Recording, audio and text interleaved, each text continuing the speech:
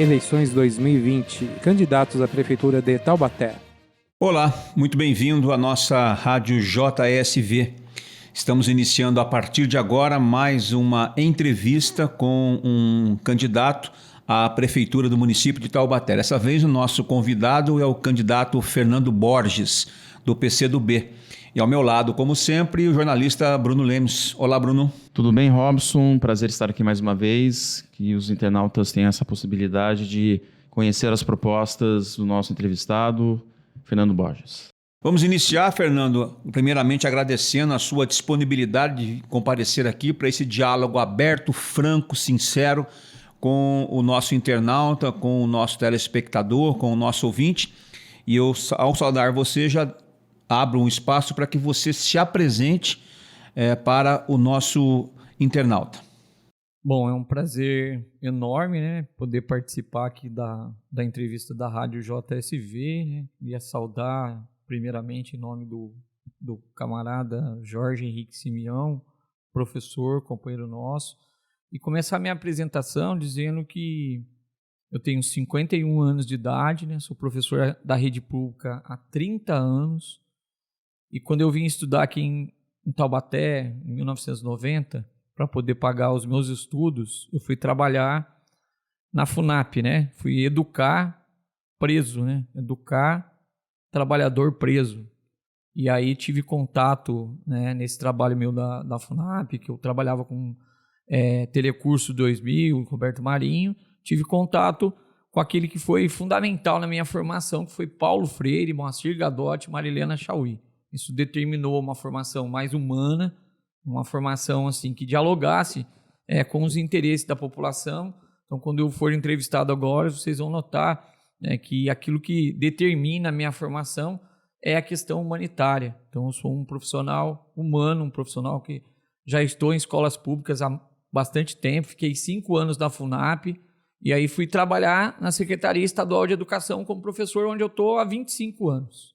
Então, já trabalhei no ensino fundamental, no ensino médio, trabalhei também na rede pública de Campos do Jordão, trabalhei no sistema S, né, que é o SESI, trabalhei na escola privada, no Colégio Idesa, e eu sou um educador de formação. Então, todas as minhas intervenções são baseadas nas minhas experiências enquanto educador.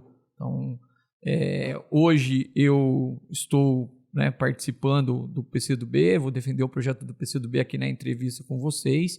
Já tive várias participações políticas, eu considero a política muito ampla, né? Então já fui dirigente do Conselho Municipal da Criança e do Adolescente aqui no município de Taubaté, participei de outros conselhos, participei de associações de bairro na Vila São José, em vários lugares onde eu passei, participei e militei na ONG Jeca, né? É uma das ONGs mais antigas do Vale do Paraíba. É uma ONG que procura defender os interesses ambientais, os interesses da população em termos assim, de convivência com o meio ambiente. Atualmente estou na POSP como conselheiro há 18 anos, então represento os interesses do trabalhador da educação. Hoje sou afastado, mas sou coordenador da subsede de Taubaté, o conselheiro mais votado na subsede. Já participamos aí de muitas lutas, né, da rede municipal, da rede estadual, e tenho orgulho, né, de poder participar da eleição. Né? A minha participação da eleição dialoga com a democracia. Nós entendemos que todas as pessoas devem se interessar em participar das eleições, sendo candidato, escolhendo seus candidatos, participando dos debates, e é nesse sentido que eu estou aqui à disposição, né, dos colegas para poder bater um papo, para poder explicar as propostas do nosso plano de governo. Vamos iniciar pela área que você domina bem, que é a educação. Pandemia, as aulas presenciais foram suspensas, a previsão para 2021 ainda não existe, se vai ter retorno ou se não vai. Se eleito, o senhor tem plano para que alunos e professores retornem à sala de aula mesmo antes da vacina ou não? Bom, como profissional da educação, como cidadão, nós defendemos que os alunos, os professores, todos os profissionais da educação só devem votar depois da vacina. Então, essa é a nossa defesa. Nós estamos vivendo um momento, né? Inclusive, existem algumas pessoas que acham que o professor está ganhando sem trabalhar nesse momento. Nós não concordamos com isso. Nós entendemos que o professor está ganhando a mesma coisa para, inclusive, colocar os seus bens tecnológicos à disposição da educação. Então, o professor está trabalhando uma jornada maior, as condições de trabalho são extremamente desgastantes, o professor, inclusive, está ficando doente nesse período de pandemia, que precisa organizar as aulas, que precisa dialogar no WhatsApp com os alunos, que precisa usar da sua internet, dos seus veículos de comunicação, para poder oferecer, na verdade, um atendimento, oferecer um diálogo, né, com todos os alunos. Então, nós somos contrários ao retorno dos alunos enquanto não tiver a vacinação. Então... Não, pode concluir. E nós, assim, nesse período, nós podemos verificar que existem alguns investimentos que precisam ser feitos, né, na educação pública. Por exemplo, uma educação pública pode ter uma rádio web como essa, para poder aumentar o seu diálogo através da internet, através daquilo que o aluno tem condição de acessar. Eu acho fundamental. Nós já tivemos algumas experiências, por exemplo, como a experiência que a Unital coordenava projetos de extensão dentro das escolas públicas, né, de rádio, extremamente importante para estabelecer a comunicação, o diálogo e a possibilidade de aprendizagem do aluno. Então, é nesse sentido que nós defendemos que tem que ter investimento em tecnologias, tem que ter investimento nessas relações, por exemplo, com a Universidade de Taubaté e com outros setores que já dominam, né, essa tecnologia, para poder levar aos nossos alunos, aos nossos professores, a educação e a formação profissional ao mesmo tempo. Fernando, ainda em relação à educação, um ponto importante no município é a respeito do déficit de vagas nas creches municipais. Estima-se que pelo menos 1.000 famílias não têm a possibilidade de colocar as suas crianças em unidades do município. Como que você pretende reduzir até zerar esse número? Como eu fui militante da área de direitos humanos de criança e adolescente, fomos nós que, por várias vezes, judicializamos isso junto à Defensoria Pública, porque nós achamos que a creche é um direito da criança ter acesso à educação, para poder dar os primeiros passos cognitivos, sociais com relação à educação, e é um direito da mãe trabalhadora. Porque a mãe, nesse período de retorno à pandemia, né, com os desafios do emprego, da geração de renda, ela precisa ter um local onde ela possa ter segurança para que a sua criança fique. Porque se a criança não tiver vaga em creche, ela fica exposta, por exemplo, a questões, por exemplo, do abuso sexual. Então, a criança que fica com o vizinho, com o filho mais novo, ela pode ser abusada sexualmente, e essa primeira infância, ela é determinante para a formação, tanto pedagógica, como social, né, como do ponto de vista da segurança da própria criança. Então, nós vamos zerar, né, a fila de espera por vagas de creche logo no primeiro ano do nosso mandato. Então, temos o compromisso de construir creches, de empregar o trabalhador taubatiano para poder conquistar isso para a população, para as mães e para as próprias crianças, esse direito previsto na Constituição e na LDB. Na outra ponta, muita gente reclama de falta de bolsa de estudo, principalmente na Universidade de Taubaté e em outras faculdades particulares. Qual é o seu plano para a bolsa de estudo para alunos carentes? Ampliar, manter? Como é que está a situação e como é que você enxerga isso? Bom, nós entendemos, o PCdoB, o plano de governo do PCdoB entende que não existe possibilidade econômica, social no município se não tiver essas inserções sociais para os adolescentes, para os jovens poderem ingressar no ensino superior. Só que a gente tem uma forma de ver isso. Eu acho que a Universidade de Taubaté ela pode contribuir muito com o desenvolvimento social e econômico do município. E aí a Prefeitura Municipal de Taubaté ela tem que dar acesso a esse jovem à universidade, tem que desenvolver programas como o PIBID municipal, programas como, por exemplo, de estágio, de aprendiz, para que esse jovem tenha a condição de trabalhar e pagar a mensalidade. Cabe um FIES municipal aí? Cabe um FIES municipal. Eu acho Mas faz parte do seu plano? Não? Faz parte do nosso plano, está escrito no nosso plano. É fundamental isso, sabe por quê? Porque a Universidade de Taubaté é uma autarquia pública. Se tem uma universidade que tem compromisso com a questão social aqui no município, é a Universidade de Taubaté. Nós queremos ter um relacionamento, sim, com as universidades particulares, mas de uma outra forma. Nós entendemos que não pode ter repasse de dinheiro público para a iniciativa privada, né? Porque isso, na verdade, não contribui com a extensão dos projetos entre a universidade e a gestão pública. Então, nós precisamos ter inteligência, né? E a gente sabe que a Universidade de Taubaté ela é subutilizada. Nós temos grandes profissionais que poderiam estar à frente de grandes projetos para contribuir com a Prefeitura Municipal. Infelizmente, isso não acontece. Nós não podemos olhar para a Unital da mesma forma comercial que a gente imagina as universidades privadas. Então, uma parceria com a Unital, não só de contratar a FUST, né, que também tem a sua importância lá na educação integral do município, mas que tenha uma visão assim de trazer projetos sociais para melhorar a gestão do município de Taubaté. Na Unital, na sua gestão, ela pode tomar um outro caminho, como já eventualmente acontece no debate público aqui da cidade, de estadualização, federalização, ou não? É do município? Bom, nós como democratas que somos, nós nunca iríamos propor uma privatização ou uma estadualização sem antes ouvir os profissionais que trabalham na Unital, sem antes ouvir os funcionários, os professores, se isso for do interesse, porque a gente precisa garantir que nenhum desses profissionais vão perder do ponto de vista de direitos trabalhistas. É o mínimo que se espera, né? Então, estadualizar ou federalizar não significa que nós vamos melhorar os investimentos da Unital, até porque nós estamos assistindo que o governo estadual e o governo federal não tem tanto compromisso com o repasse.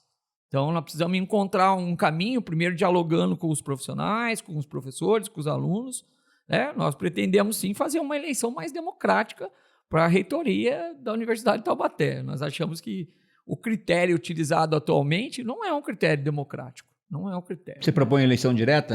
Nós defendemos a eleição direta. Nós defendemos a eleição direta porque nós enxergamos na Unital pessoas que fariam uma gestão extremamente avançada, que dialogaria, por exemplo, com isso que nós estamos defendendo agora, com esses projetos, né, de gestão, e que avançaria muito. Eu citei um deles aqui, né? Eu tive a oportunidade de ter contato com uma professora da comunicação, a professora Adriana, que na época desenvolveu um programa de rádio numa das escolas estaduais.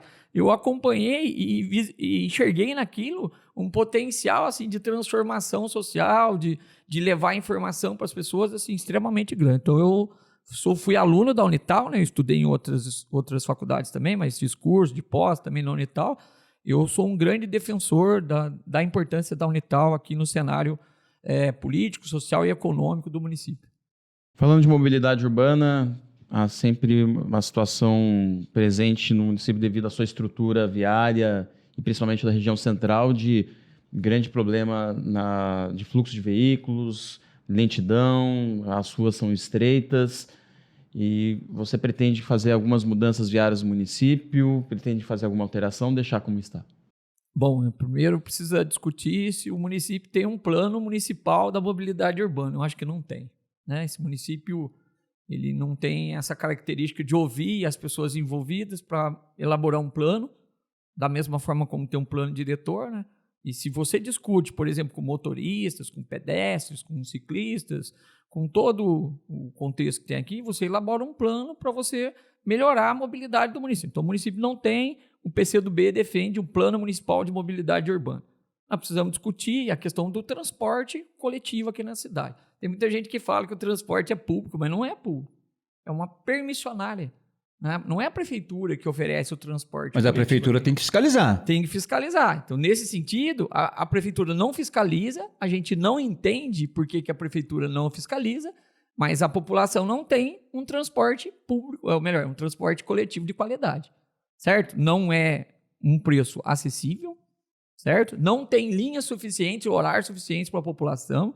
Tem linhas como a linha, por exemplo, Santa Teresa, Gurilândia, superlotada nos horários de pico, inclusive se contrapondo ao período de pandemia que nós estamos vivendo, certo? A empresa não respeita o contrato, a prefeitura não fiscaliza a empresa. Nós defendemos o quê? Nós defendemos que tem que avaliar o contrato, se não estiver respeitando, tem que romper o contrato, e nós defendemos a criação de uma empresa pública para oferecer gratuidade para os estudantes, para os desempregados, para as mulheres gestantes, para os idosos a partir dos 60 anos. Um ministro disse que não existe almoço de graça. Quem vai pagar por essa gratuidade? Quem vai pagar não, quem já paga. Quem paga por essa gratuidade são os municípios que pagam impostos, certo? Só que a destinação de recursos aqui no município, ela tem algumas coisas que a gente não consegue entender, né? Tem questões, por exemplo, que destina para um voleibol profissional determinada quantia, mas não faz uma escola de excelência, por exemplo, igual a da Embraer tem para o secundarista. Então, nós precisamos priorizar, certo? Não priorizar. Você não pode ter um gestor que vá buscar recursos no exterior pagando o empréstimo em dólar e deixa a população com um serviço de transporte igual a esse. Tem que priorizar. Você falou do plano de transporte, mas você não disse aí de Uber, de táxi, de mototáxi. Você pretende incorporar essa turma aí, esses profissionais, no seu plano de transporte Sem público? Dúvida, Também. Isso, nós não podemos, né? A mobilidade urbana de Taubaté, ela não sobrevive sem ter todos esses atores. Vocês já prestaram atenção que a TCTAL não está andando nesse período de pandemia? Vocês sabem por que ela não está andando? Teve, inclusive, donos de veículos de TCTAL que compraram veículos adaptados, né? Mas eles não estão andando. Sabe por quê? Porque o monopólio da ABC absorveu a TCTAL. Nos últimos períodos, os carros da TCTAL estavam fazendo manutenção e abastecendo dentro da garagem da ABC. Então foram absolvidos. O monopólio absolveu o concorrente. E isso é horrível para o município. Cartelizou, então. Cartelizou, exatamente. Tem esse detalhe extremamente importante. Nós sabemos, por exemplo, que as agências de mototáxi, elas foram atacadas a ponto de muita gente desistir das agências. Ah, mas é porque eles agora estão dirigindo Uber. E os Uber são perseguidos porque não tem local para parar no município. Então, eles são perseguidos pelos guardas do trânsito municipal, que coloca multa para o motorista do Uber para ele desistir. E todos eles são importantes, inclusive motorista de táxi. Olha como é que ficou a situação do motorista de táxi. Né? Perderam espaço. E agora nós precisamos trabalhar na perspectiva de gerar emprego, não de diminuir o emprego. Na ABC, por exemplo, transporte, nós tivemos dezenas, centenas de trabalhadores sendo demitidos. Cobradores não existe mais. Não existe. Cobradores foram trocados por aprendizes. Todo mundo sabe que um aprendiz não pode ter o risco que um cobrador tinha. Então, nós precisamos olhar para todos esses aspectos. E a mobilidade urbana também depende da inteligência da gestão pública. Como é que você constrói conjuntos habitacionais distantes do centro sem ter um planejamento de linha do transporte coletivo para essas pessoas? Então, vamos falar assim dos conjuntos habitacionais do lado do São Gonçalo, né? Do Continental. Mas cadê as linhas? Foram criados, muitas pessoas mudaram para lá. Como é que as pessoas vêm até o centro? Nós não entendemos esse aspecto. Para poder fazer um planejamento urbano, a mobilidade urbana tem que ser um dos centros da discussão. Um ponto importante também, Fernando, agora falando de geração de emprego, qual vai ser a política pública da prefeitura em termos de atração de investimentos ao município, sendo que o setor industrial vem diminuindo postos aqui na cidade de Taubaté, o comércio timidamente teve um crescimento de vagas, mas devido à situação econômica também passa por dificuldades. Qual que vai ser a linha que a prefeitura irá adotar para que a economia do município, principalmente nesses dois setores, seja desenvolvida? Bom, primeiro, na questão industrial, né? Nós tivemos uma reunião com os representantes da Ciesp e eles apresentaram, né? Eu perguntei para eles quais são as grandes dificuldades. Aí eles falaram a burocratização. Muito burocratizada a vinda de industriais para cá. Os distritos industriais, eles não têm a estrutura que deveria ter. Vocês acreditam que uns representantes da CS falou para mim que tem distrito industrial aqui que não tem esgoto?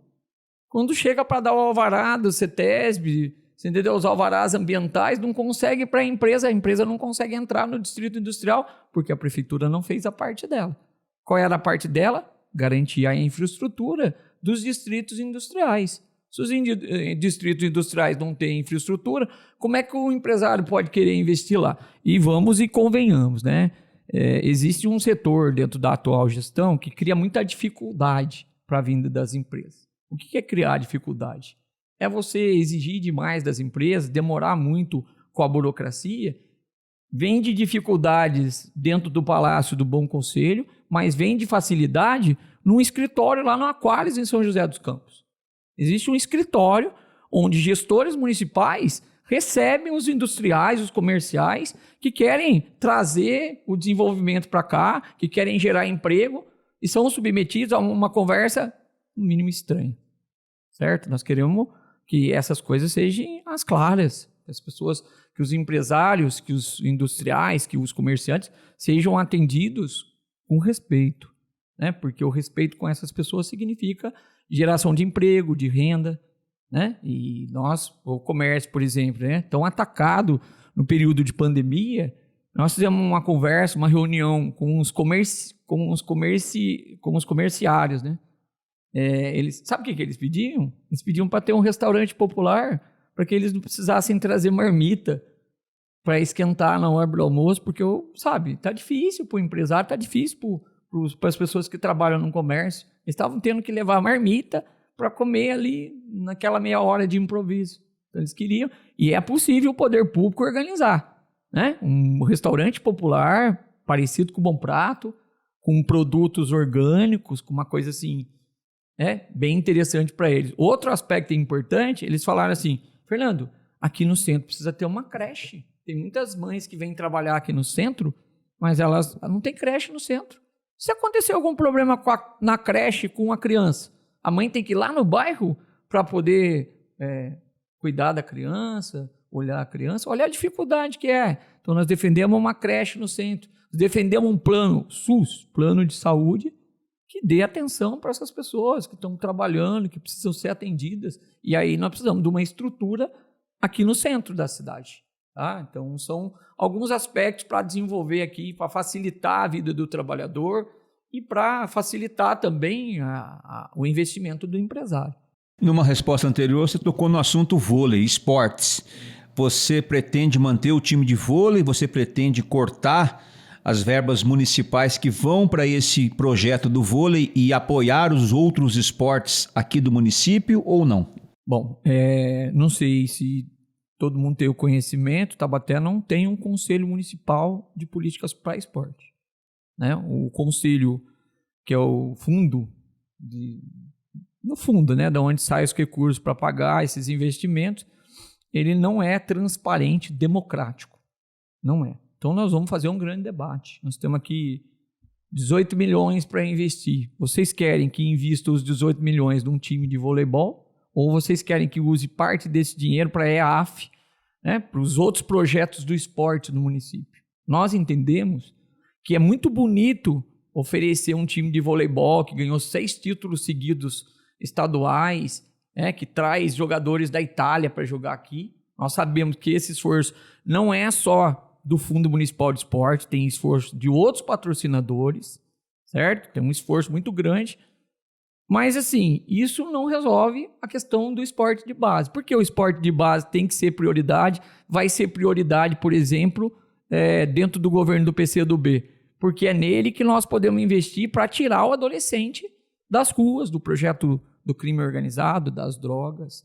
Então, nós temos acordo em submeter uma decisão, né, um plebiscito, mas nós temos um olhar, e se o PCdoB ganhar a eleição, nós vamos desenvolver o esporte de base. Né? Nós achamos, por exemplo, que tem alguns aspectos da história de Taubaté, como futebol amador, nós vamos garantir o investimento no futebol amador, mas nós queremos também que a categoria de base, né, os campeonatos de sub-13, sub-15, sub-17, sub-19, até para poder servir como celeiro para o Esporte Clube Taubaté, tem um olhar mais responsável da prefeitura. Atualmente, a prefeitura destina recursos para a Liga Municipal fazer esses campeonatos de base. A Liga Municipal faz um campeonato de um mês.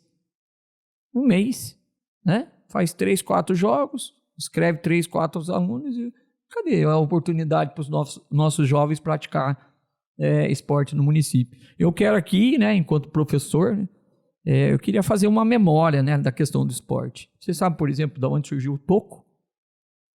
Um projeto aqui... O Toco não é um dos grandes ícones do esporte amador de Taubaté? Surgiu de uma escola estadual onde eu dei aula, onde eu trabalhei, não foi meu aluno da educação física, Mas nós queremos um esporte aqui mais para Toco do que para Bernardinho, do que para Bruno Rezende. Só para ficar tão claro, Isso. Fernando, você vai rever o modelo envolvendo vôlei e prefeitura, é isso? Sim, a questão é a seguinte, nós vamos submeter isso através de um plebiscito, vamos colocar para a população o que ela acha mais interessante. Você ter um voleibol que necessita de um esforço político, né, do tamanho que a gente acha que é um esforço político muito maior do que aquilo que se divulga, ou se a gente quer ter um esporte Mas de base. antes você vai criar o Conselho Municipal de Sim, Políticas para Esporte. exatamente. Se você for prefeito, você vai criar Sim, isso. o primeiro passo é criar o conselho, porque é lá no conselho onde se discute as políticas municipais do esporte, certo? E um conselho que se preze, ele tem que ter um mecanismo de escuta da sociedade e tem que apresentar, na verdade, as condições verdadeiras, né? Vocês saberiam dizer, por exemplo, quanto custa o time de voleibol para Taubaté atualmente? Não é só os 18 mil que sai para cada vereador do Fundo Municipal de Esporte. Tem um preço maior. E esse preço tem alguns valores que pesam muito. E esse valor a gente utilizaria com certeza no esporte de base. Vamos começar então agora por um outro assunto, administração pública, Fernando. O próximo prefeito de Taubaté vai herdar aí dívidas e mais dívidas. Primeira dívida, IPMT, cerca de 60 milhões. Segunda dívida, você já tocou no assunto, o CAF, o empréstimo feito em dólar, quando o dólar estava lá embaixo, e agora o dólar quase R$6, vai triplicar, quadruplicar essa dívida. E o empréstimo que foi feito à Caixa para troca de iluminação de vapor de sódio para LED. Como é que você vai equalizar essas três dívidas para ter orçamento para trabalhar com obras, com educação, com saúde e com os outros setores?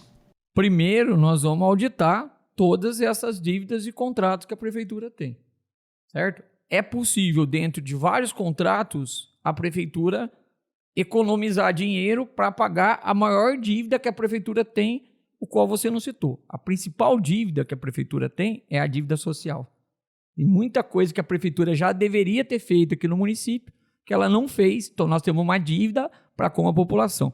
Com relação a essas outras dívidas, vamos auditar todas elas, vamos verificar se realmente elas procedem, vamos verificar se os recursos foram utilizados de forma correta dentro da gestão pública, porque se tiver alguma incoerência, porque já tem gente acusando que uma dessas dívidas foi contraída numa licitação, num processo de busca dela de forma correta. Se tiver alguma irregularidade, nós vamos comunicar ao Ministério Público, vamos pedir para o Ministério Público tomar a decisão, né? Se o município tiver endividado e a gente tiver que escolher entre os projetos sociais para pagar a dívida social e esses projetos, nós vamos renegociar essas dívidas para poder cumprir com as nossas propostas, com a proposta do nosso plano de governo, no sentido de... Renegociar significa calotear, dar o calote? Não, não é calote. Renegociar significa pagar dentro das possibilidades que não vá comprometer o cumprimento nosso das propostas da dívida social. Nós temos clareza disso e, assim, nós precisamos ver o que foi isso.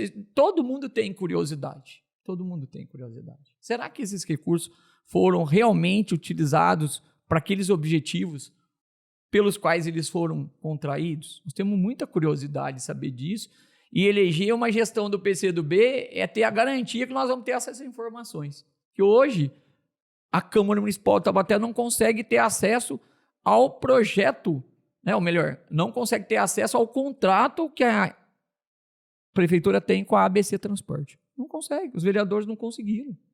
Será que é falta de transparência, falta de democracia? Nós precisamos, né, oferecer para a população as condições, né? Agora, eu acho que os recursos são muito mal utilizados dentro da gestão pública. Vou dar um exemplo para você, tá? Um exemplo bem claro de uma realidade que eu conheço. Todo profissional da merenda escolar, quando chega numa escola, todo dia pela manhã, por volta de 8 horas, eles contam a quantidade de alunos que tem na escola toda. Então, lá na escola Zezé de Camargo, né, tem 500 alunos. Então, ele faz comida, certo? Mas ele já sabe que parte desses alunos não vão comer a merenda. Já sabe, tem um percentual. As empresas trabalham com estatística. Então, ele já sabe que 30% daqueles alunos não comem a merenda. Então, ele faz para 70%. Só que a Prefeitura Municipal de Taubaté atualmente paga pelos 500 alunos. Não há uma fiscalização em cima disso? Não há fiscalização. A própria gestora da escola não teria que fiscalizar isso? Então, mas não tem esforço nesse sentido. A gestora da escola é uma prefeita. Então isso é prevaricação. Ela é uma diretora, correto? Você sabe como é que que é escolhido um diretor aqui no município? Por indicação ao prefeito, política. o prefeito, exatamente. Se ela não fizer aquilo que o prefeito manda, ela está fora da gestão da escola. Então acontece exatamente isso. Né? Então existe uma margem de 30% que foi pago, mas não foi servido. E dentro dessa margem, olha para você ver como é que funciona. Existe forma de se fazer outras coisas com esse recurso. De pagar exatamente aquilo que foi adquirido, certo? E pegar esses 30% e ajudar a construir as políticas públicas que nós estamos pensando. Isso é um exemplo. Existem outros exemplos. Você entendeu? Outro exemplo. Um gestor público ele tem que pensar isso. Correto? Se um gestor público não consegue pensar isso, ou ele está se utilizando desse mecanismo para ter benefícios próprios, né? Ou ele é um mau gestor. Fernando, em relação à segurança pública, o município, na última gestão, assumiu uma responsabilidade maior em termos de segurança, com a criação do COI, da Guarda Civil Municipal, com o armamento dela e também estabelecendo parceria com a Polícia Militar através da atividade delegada. Porém, alguns índices de criminalidade não conseguem ser reduzidos, os crimes contra patrimônio, como furtos e roubos. Caso você seja eleito prefeito, o que você pretende fazer em relação à segurança pública no âmbito do município e na principal responsabilidade em parceria com o governo do Estado? Primeiro que o governo do Estado ele deveria sentir vergonha do que ele faz com os salários dos profissionais da segurança, dos policiais militares, dos policiais civis. E é por isso que surgiu a necessidade da atividade delegada. Então o município vai lá, compromete uma parte do seu recurso, do seu orçamento, e complementa o salário dos policiais militares que vêm trabalhar na atividade delegada. Somos contra isso. Nós não somos contra a atividade delegada. Nós somos contra tirar o profissional do seu dia de folga, aquele dia que era para ele estar com a sua família, que era para ele estar com os seus filhos, porque ele não recebe um trabalho digno da polícia militar, tirar o cara do dia de folga dele. Nós consideramos a atividade do policial militar extremamente importante. Então, tirar a folga dele significa levar a um acúmulo, né, inclusive, da violência contra o próprio trabalhador. Então, é violência gerando violência. Né? Então, também não é verdade que, contratando atividade delegada, os policiais militares, os guardas municipais, se você juntar todas essas pessoas, botarem tudo na praça, isso resolve o problema da segurança. É como se você tivesse, por exemplo, uma casa, contratasse uma faxineira, depois você contratasse mais uma faxineira, depois você contratasse a terceira faxineira para fazer a mesma coisa. E todas elas têm uma única característica, certo? Então, por exemplo, se a polícia militar ela já tem dificuldade para desenvolver, a guarda municipal tem os seus aspectos da dificuldade também, por que contrata a atividade delegada também? Por que não cobra a responsabilidade do governo do Estado com relação ao número de policiais para não ter que pagar a atividade delegada? Então, nós consideramos isso, não que seja desnecessário, né? Nós consideramos isso uma burrice, certo? Nós queremos o quê em termos de segurança? Nós queremos policiais militares, atividade delegada, guarda municipal, cidadã, respeitando os direitos humanos. É inadmissível, né? No lugar onde a gente tenha, por exemplo, policiais militares e guardas municipais tomando o cobertor do morador em situação de rua. É inadmissível, certo? Já que você falou nisso, vamos voltar para a saúde. A infraestrutura de Taubaté tem uma infraestrutura até razoável, com PAMOS, com UPAs, enfim. Mas nós temos um gargalo muito forte, que são as filas para exames e para consultas com especialistas como neurologistas, psiquiatras, vasculares, entre outros. Já chega aí a quase 360 dias para se conseguir uma consulta, para ser consultado, enfim. Se eleito, como é que você vai zerar a fila de exames e a fila de consultas? Bom, precisamos dizer também que a saúde pública em Taubaté, ela está no mesmo balcão de negócio dos outros serviços. O que é o balcão de negócio? Ela atende mais aos interesses das terceirizações e das privatizações do que ao interesse da população. E nesse período que nós vivemos na pandemia, a saúde pública ela se torna fundamental, né? As pessoas achavam que podiam sucatear a saúde pública, porque a população ia correndo para o plano privado porque tinha condição de pagar, muitas pessoas não têm mais condição de pagar o plano privado. Então, essas pessoas estão vindo para o SUS. Fortalecer o SUS, fortalecer o Plano Municipal de Saúde, primeiro significa investir na saúde básica.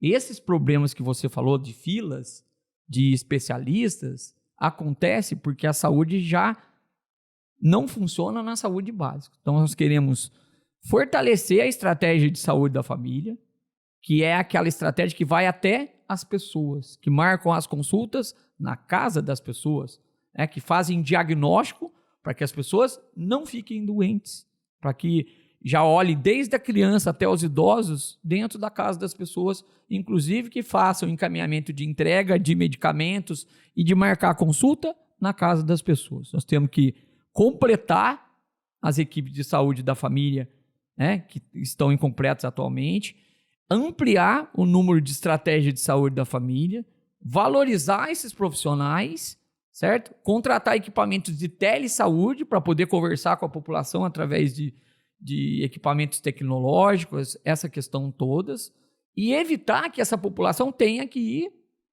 aos locais de atendimento, às UBSs, aos PAMOS, às UBSs+, né? E eu acredito muito naquilo que você falou, Robson, que às vezes a gente até tem equipamentos suficientes, mas a gente precisa saber também como é que estão funcionando esses equipamentos. Quais são os profissionais que estão concursados para estar lá? Como é que esses profissionais dialogam entre você? Na saúde, precisa ter o diálogo entre os profissionais, né? Então, precisa estar informatizado para um profissional dialogar com o outro, para eles terem informação. O que a gente nota no atendimento de saúde hoje em dia é que existe tempo para o atendimento, 20 minutos, 15 minutos para cada atendimento, e isso nós já sabemos que não garante a qualidade. Nós precisamos também dizer que não é verdade que a saúde funciona, porque se fosse verdade que a saúde pública de Taubaté funcionasse, a prefeitura não contrataria plano privado para os seus funcionários. Se eu tenho uma saúde de qualidade pública, talvez tenha vivido isso no momento com a FUST, por que eu preciso contratar plano privado para os meus profissionais? Não tem aquela história, por exemplo, se você é um gestor público, seu aluno, melhor, seu filho tem que estudar numa escola pública, porque daí você acredita na escola pública. E a saúde pública passa por muito. As pessoas precisam acreditar no SUS. Deixar de esperar, por exemplo, da iniciativa privada, que ela faça um plano que cabe dentro do meu orçamento. Não existe mais orçamento, as pessoas não têm como pagar. Tem muitos desempregados. A prefeitura deveria, inclusive, pegar o Hospital São Lucas, assumir o Hospital São Lucas e fazer no Hospital São Lucas os atendimentos que ela não consegue nem no Hospital Municipal, né, Hospital Universitário. E também precisa parar de divulgar que uma obra do Estado, como, por exemplo, o AME, é um feito da gestão que está lá agora. Porque não é o governo do Estado, investimento do governo do Estado.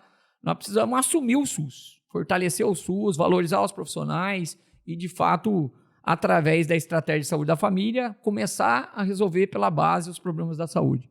Respeito da cultura, Taubaté tem elementos históricos que são conhecidos em todo o país, como o fato de aqui ter crescido Monteiro Lobato, Amácio Mazzaropi, há um patrimônio histórico relacionado a isso, o sítio do Pica-Pau Amarelo, também o Parque de Itaim fazendo alusão à obra de Monteiro Lobato, e também conhecida a capital nacional da literatura infantil, a cidade de Taubaté. Como que você pretende trabalhar esses aspectos dentro de um trabalho relacionado à cultura e também, consequentemente, ao turismo?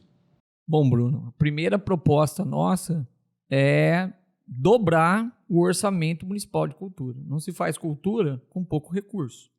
Nós precisamos dobrar. Se a cultura é importante, se resgata a identidade, se valoriza o município, se gera emprego, se gera renda, se valoriza o patrimônio histórico de Taubaté, eu não entendo por que tem um orçamento tão pequeno. E aí, com um orçamento pequeno, nós precisamos discutir o seguinte: só dá para fazer um calendário de evento, não dá para ter um plano municipal da cultura aqui em Taubaté. Então, eu quero aqui saudar todos os profissionais que trabalham na cultura, inclusive sou secretário de cultura aqui. Eu acho até que eles produzem, com o orçamento que eles têm, muito mais do que aquilo que dá para produzir. Então, nós vamos dobrar o orçamento, elaborar o plano municipal de cultura, você entendeu? Valorizar todos esses aspectos que você falou, o sítio Capão Amarelo, a Márcio Mazzaropi, né? O trabalho numa escola que tem como patrona a Márcio Mazzaropi. Né? Nós temos cidades, por exemplo, que tem uma programação, a Márcio Mazzaropi, um resgate muito maior, né? Talvez os violeiros lá no cemitério de Pindamonhangaba, né, tem um sentido de cultura muito mais aguçado, mais avançado que isso. A minha vice, professora Sônia Ribeiro, já dirigiu o Conselho Municipal de Cultura. Né? Ela tem aspecto, por exemplo, eu acho, inclusive, que a vice, a Sônia Ribeiro, ela produz do seu espetáculo teatral, Na Sombra do Baobá, né, questões, por exemplo, que a prefeitura, por falta de recurso, não teve condição de fazer. E nós temos certeza que esse aspecto cultural pode contribuir na geração de renda, de emprego, de resgate da identidade, de respeito ao patrimônio histórico de Taubaté. Fernando, 40 minutos, vamos entrar agora aí na parte política. Primeira pergunta, eu acho que todo mundo tá se fazendo, é por que você saiu do PSOL e foi para o PCdoB? Sim. E você teve 2 campanhas em que você foi candidato do PSOL, uma inclusive gerou um estrondo danado com o trem fantasma, enfim, e você simplesmente apareceu com o PCdoB. O que houve? Bom, primeiro precisa dizer, né, que eu sou de esquerda. Mas você saiu ou você foi expulso? Não foi expulso, não. Eu era uma liderança. Eu coordenava 20 municípios no Vale do Paraíba, certo? Eu reunia no Congresso do PSOL 200 militantes aqui na região, certo? Então, eu percebi que existia um projeto muito mais próximo daquilo que eu penso, que é o projeto do PCdoB. Daí eu olhei, por exemplo, para a gestão do PCdoB no governo do Maranhão, governo Flávio Dino. Olhei para o governo do Flávio Dino, vi que o melhor piso salarial para os educadores da educação é pago no governo do Maranhão. Daí eu falei assim, isso tem minha cara, certo? E olhei para o PSOL e vi, dentro do PSOL, 13 correntes políticas disputando, não só as eleições, mas disputando entre elas, uma querendo matar a outra. Então, eu olhava a dificuldade que tinha para se organizar dentro do PSOL e a identidade que eu tinha com o projeto do PSDB. Aí o projeto do PSDB não, do projeto do PCdoB, desculpa. A identidade com o projeto do PCdoB, ela diz respeito, inclusive, ao tema do PCdoB, democracia. Eu sou um defensor da democracia. Então, 2 identidades. E olhar para a história do PCdoB não é brincadeira, certo? Não é brincadeira. O PCdoB vai completar 100 anos em 2022. Então, tem toda uma história, uma formação, grupos de formação. Isso explica a minha mudança do PSOL para o PCdoB, mas eu fiquei no mesmo tema. E, assim, era muito desgastante ver o PCdoB aqui em Taubaté no campo da direita, aprovando e se submetendo ao apoio ao prefeito que era de direita. Então, tudo isso, todo esse projeto se juntou e eu acho que nós estamos conseguindo já realizar uma parte deles. Né? Hoje a nossa candidatura é uma candidatura de esquerda, né, que traz como tema a democracia e a justiça social. Fernando, caso você avance ao segundo turno na eleição a prefeito, já existe uma conversa ou negociações com outras legendas em termos de apoio? No caso, você não avance, apoiar alguma outra candidatura? Existe isso na sua campanha? Bom, primeiro nós acreditamos que nós vamos estar no segundo turno, né? Porque se a gente não acreditar nisso, não seria nem importante de fazer a disputa. E no PCdoB, nós temos uma característica muito importante. A gente exerce a democracia interna. Então, nós vamos submeter. Nós temos aqui 2 candidatos, né? O candidato tal quer o apoio nosso. Tem gente que quer o apoio do Fernando Borges, mas não quer apoio do partido PCdoB. Isso você entendeu? É muito ruim, certo? Aí eu vou apoiar, mas o partido não. Né? Quem quiser o Fernando Borges vai ter que levar o PCdoB junto, vai ter que levar o Partido Comunista do Brasil junto. Esse é um primeiro ponto. E o segundo ponto é que a decisão vai ser tomada democraticamente. Reúne a executiva, faz uma plenária aberta, com todo mundo participando, e decide no voto. Se o voto decidir por um candidato, é o candidato. Se decidir por outro candidato, e aí eu, enquanto presidente do partido, vou me manifestar como partido. Alguns candidatos que aqui compareceram já têm o secretariado formado. Você já tem o secretariado formado ou não? Não. Até porque faz parte do nosso plano de governo eleger o secretariado entre os trabalhadores do Serviço Público Municipal. Sabe o que significa isso? nós vamos ter um secretário da Educação eleito pelos professores. Então não será um nome de confiança seu? Não será um nome de confiança meu. Nós vamos ter uma equipe política dentro da prefeitura, mas para acompanhar o processo democrático. O processo democrático vai ser determinado pela escolha dos trabalhadores. Então, por exemplo, na segurança pública, nós não vamos trazer gente lá, um coronel lá de São Paulo, para ser o secretário de segurança pública. Os profissionais da GCM vão escolher o secretário municipal da segurança pública. Funcionário de carreira. Funcionário de carreira, até porque não vamos escolher uma pessoa, um secretário que seja seletista, que possa sofrer um processo e ter que sair. Nós queremos uma permanência, porque inclusive a democracia é dessa forma. Fernando, e as relações com a Câmara? Como é que vai ser no seu governo? Você fala tanto em democracia, você vai ter que se relacionar com pessoas com pensamentos, correntes políticas totalmente diferentes. Você não vai ter que fazer o toma lá da cá, não? Então essa é a lógica, né? Parece que Taubaté sempre funcionou com o executivo sendo um balcão de negócio, com o legislativo sendo um balcão de negócio. Essa não é a nossa lógica. Nós vamos estabelecer diálogos no sentido assim, de construir uma política pública decente aqui. Né? E nós não podemos fazer do legislativo um puxadinho do executivo. Né? Então hoje a bancada do atual prefeito, ela não é uma bancada propositiva que propõe coisas para melhorar a vida da população, é uma bancada que está lá para votar os interesses do prefeito. Nós não queremos isso. Queremos estabelecer uma relação do projeto de melhoria, né, da gestão pública para a cidade. Então, aquele vereador que quiser, por exemplo, furar fila, ligar, né, para uma secretária ou para um funcionário para colocar uma pessoa na frente das outras que estão esperando, esse vereador não vai ter diálogo com a gestão do PCdoB. Esse vereador vai ter que entender, vai ter que ajudar a gente a resolver os problemas da cidade, né? E as pessoas vão ter que respeitar as fragilidades e o desenvolvimento da população. Fernando, você sempre tocou nas suas respostas, em algumas das suas respostas, a questão dos conselhos municipais. Todos eles serão deliberativos na sua gestão? Na verdade, todos eles já são deliberativos. É que não se exerce a deliberação, por quê? Né? Porque parte desses conselhos estão submetidos ao prefeito, né, com a paridade ou com as relações que estabelece, eles estão submetidos ao prefeito e não exerce essa deliberação. Na nossa gestão do PCdoB, toda a deliberação dos conselhos vai ser uma prerrogativa de executar. Por quê? Porque nós vamos ocupar o poder executivo. E o poder executivo não é para definir suas próprias prioridades, é para ouvir a população, os conselhos, e executar a vontade do povo, a vontade da população. Fernando, nesses 2 minutos que faltam, aquela câmera ali, você pode dizer aqui para o nosso internauta, para o nosso telespectador, por que ele tem que confiar que você, Fernando Borges, do PCdoB, é a melhor opção para ser o prefeito de Taubaté? Bom, primeiro, porque eu não venho para a política, para a candidatura, para ficar rico e ganhar dinheiro. Eu venho na candidatura porque eu quero ajudar as pessoas, quero ajudar a vida das pessoas. Então, nesse sentido, não tem negócios para se fazer através da gestão municipal.